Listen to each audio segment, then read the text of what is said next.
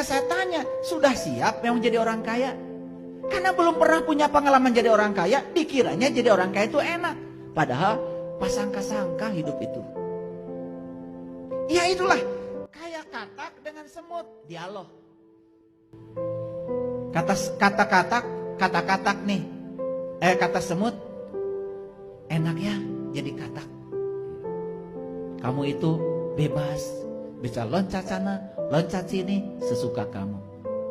Sedangkan saya bawa badan saja ini, ya bungkus ini, sudah berat. Buru-buru bisa leluncatan juga mana. Sedang dialog seperti itu, tiba-tiba burung elang datang. Dek! Diambil tuh katak, dibawa terbang. Baru tersadar tuh si siput itu.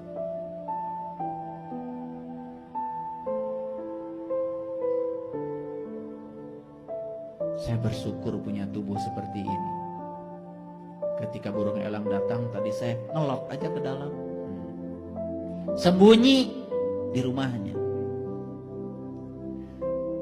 Dia membandingkan dirinya dengan katak tadi, siput itu. Kenapa? Katak bisa loncat ke sana kemari, sedangkan saya jalan saja merangkak lama. Tetapi dia punya bungkus. Ternyata Tuhan itu menciptakan makhluk, semua punya kelebihan sekaligus juga punya kekurangan. Itulah yang namanya kesempurnaan. Jadi dialog katak dengan siput tadi itu cukup mengakhiri bahwa hidup tidak bisa dibandingkan.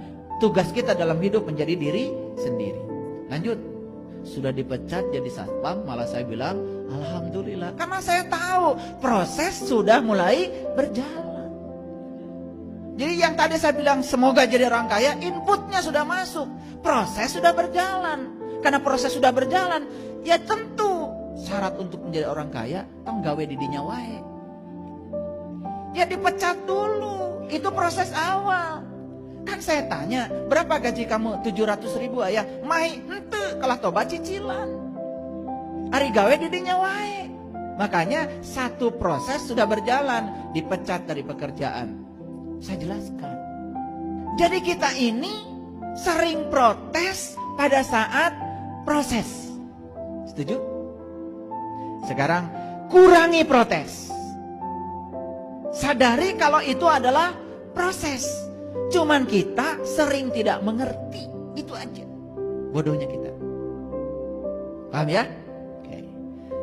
Berlian berharga karena proses. Betul apa tidak? Untuk jadi berlian itu kan prosesnya tidak mudah. Ditempa oleh alam, diberi tekanan yang hebat. Setelah jadi permata pun jadi batu, digosok sampai harus keluar.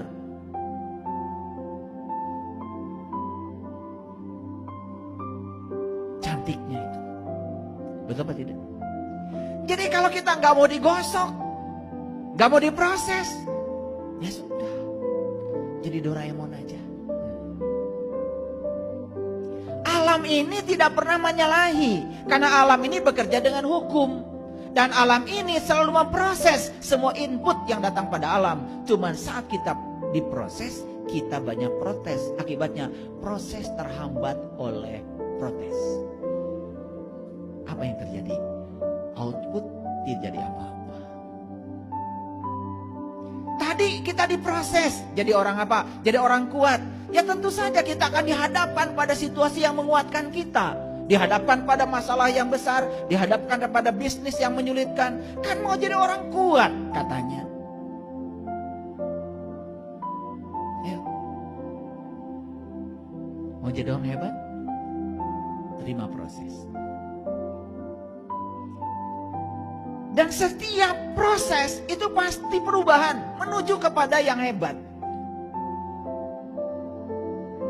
Yang ketiga, ikuti alurnya, nikmati prosesnya, karena Tuhan tahu yang terbaik untuk kita.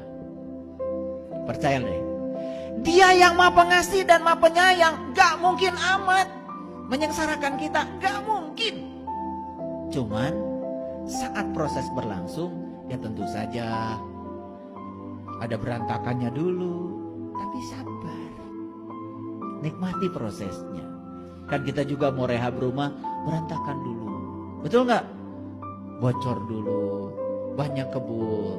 Jangan protes. Kan pengen rumah kita bagus. Kan nggak mungkin rehab rumah tiba-tiba jelang bagus. Nggak mungkin. Melanggar hukum alam.